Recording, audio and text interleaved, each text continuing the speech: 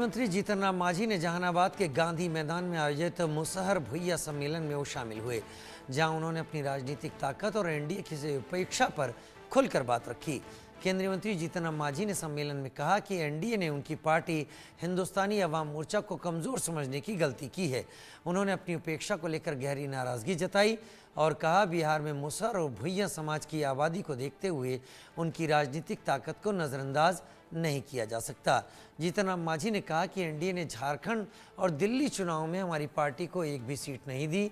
अगर हमें दिल्ली में 2-3 सीटें मिलती तो हमारी पार्टी बेहतर प्रदर्शन कर सकती थी। उन्होंने ये भी कहा कि बिहार में उनकी पार्टी का प्रदर्शन शानदार रहा है। अगर मौका दिया गया होता तो ये प्रदर्शन अन्य राज्यों में दोहराया जा सकता था। मांझी ने ऐलान किया कि आगामी महीनों में पटना के गांधी मैदान में एक बड़ी सभा आयोजित की जाएगी, जिसमें उनकी पार्टी अपनी ताकत का प्रदर्शन करेगी। झारखंड में और दिल्ली में तो देखा गया कि किनका क्या औकात है, उसके नाम पर लोगों को टिकट मिला। इसका मतलब है कि जीतन मांझी का औकात वहाँ नहीं समझा गया कि दिल्ली में भी औकात नहीं है और झारखंड में भी औकात नहीं है, इसलिए वहाँ टिकट हमको नहीं मिला। तो हम अब बिहार में अपना औकात दिखलाना चाहते हैं और खास करके अपने समाज को और हमारे समर्थक जो बाकी जो हैं, हमारी नीतियों से मुख्यमंत्री काज में जो नीति हमने अपनाई है युवाओं के लिए, महिलाओं के लिए, खेती के गृहस्थों के लिए, उन सबको एकत्र करके हम अपना ताकत दिखलाना चाहते हैं। और यहाँ कहना चाहते हैं कि झारखंड और दिल्ली में जिस प्रकार से आपने हमको धोखा दिया, वैसे धोखा यहाँ नहीं चलेगा। घर में रोटी की मांग तो कर सकते हैं ना गार्जियन से। अगर हमको 4 रोटी की भूख है, हमको 1 और रोटी नहीं दीजिएगा तो हम गार्जियन से मांगे नहीं, वही मांग मेरी है। रितेश मेरे साथ इस वक्त ज़्यादा जानकारी के साथ जुड़ गए हैं। रितेश, क्या समझा जाए? जीतन राम मांझी अब अपनी नाव लेकर किसी और रास्ते पतवार खेने की कोशिश कर रहे हैं। अब बिल्कुल देखिए कि पतवार खेने की कोशिश तो बिल्कुल नहीं कहा जा सकता है, क्योंकि आप देखिए कि वो केंद्र सरकार की नाव पर सवार है। जाहिर सी बात है कि केंद्र में मंत्री हैं, बढ़िया मंत्रालय मिला हुआ है, लेकिन जीतन राम मांझी जो है वो पुराने नेता है। और देखिए सबसे बड़ी बात है कि मकर संक्रांति को लेकर बिहार की राजनीति पर थोड़ा सा ब्रेक लगा हुआ था, लेकिन जैसे ही मकर संक्रांति समाप्त हुआ, आप देखिए कि बिहार में किस तरीके से राजनीति जो है उसकी गाड़ी काफी उसने तेज रफ्तार पकड़ ली है।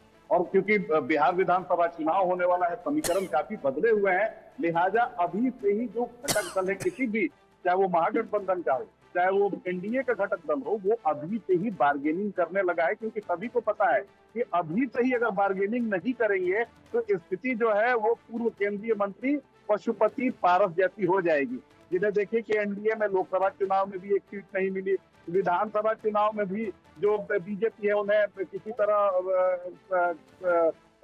जो है सम्मान देने की मुद्रा में दिख नहीं रही है। तो देखिए कि जो पूर्व केंद्रीय मंत्री है पशुपति पारस, वो लालू दरबार बार बार जा रहे हैं और एक तरह से मैसेज देने की एनडीए की कोशिश कर रहे हैं कि अगर सम्मान नहीं मिला तो फिर महागठबंधन का रास्ता खुला हुआ है। तो जीतन राम मांझी के साथ ये स्थिति ना हो, जीतन राम मांझी को बिहार विधानसभा चुनाव में सम्मानजनक सीटें मिले, इसीलिए जीतन राम मांझी अभी से ही कोई ना कोई बहाना लेकर, देखिए कि झारखंड विधानसभा चुनाव का उन्होंने हवाला दिया, अब दिल्ली विधानसभा चुनाव को लेकर उन्होंने हवाला ये दिया है कि एलजेपी को एक सीट मिल गई है, जेडीयू को एक सीट मिल गई है, तो आखिर मेरी पार्टी को एक सीट देने में बीजेपी को क्या गुरेज थी। और इसी को उन्होंने आधार बनाया है। उन्हें भी पता है कि दिल्ली में उनकी पार्टी की कितनी पैठ है या झारखंड में उनकी पार्टी की कितना जनाधार है, ये उन्हें बखूबी पता है। लेकिन अभी से ही अगर वो सहयोगियों पर पॉलिटिकल प्रेशर नहीं बनाएंगे तो उन्हें पता है कि फिर आने वाले समय में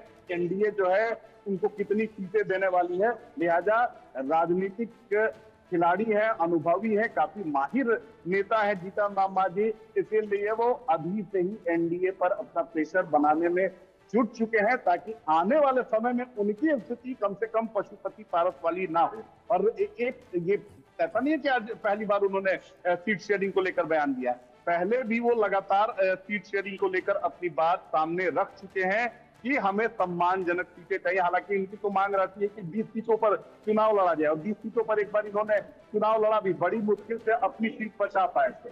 तो एनडीए को भी पता है कि इनकी ताकत बिहार में क्या है, और वो इन्हें कितनी सीट देंगे। और देखिए जो मेरे सोर्सेज है, जो इंडिया न्यूज के सोर्सेज है, उनका साफ तौर पे कहना है कि इस बार एनडीए में कोई सिरफुटअव्वल सीट शेयरिंग को लेकर नहीं होने वाला है। सारी चीजें काफी पहले से तय कर ली गई है, ताकि जब चुनाव में एनडीए उतरे तो उसे किसी तरह की परेशानी ना हो, कार्यकर्ताओं में कोई मैसेज ना जाए। और ये बात जीतन राम मांझी को भी पता है कि उन्हें कितनी सीट दी जा सकती है, और यही कारण है कि वो बार बार इस तरह से बयानबाजी कर रहे हैं, ताकि सम्मानजनक सीटें, जितनी सीटें मांग रहे हैं उतनी सीटें तो उन्हें कभी कतई नहीं मिल सकती है, लेकिन कुछ सम्मानजनक सीटें मिले ताकि अपने लोगों को वो सेट कर सके। जी रितेश, बहुत शुक्रिया इस जानकारी के साथ आप हमारे साथ जुड़े विस्तार के साथ। बढ़ते हैं आगे। सैफ अली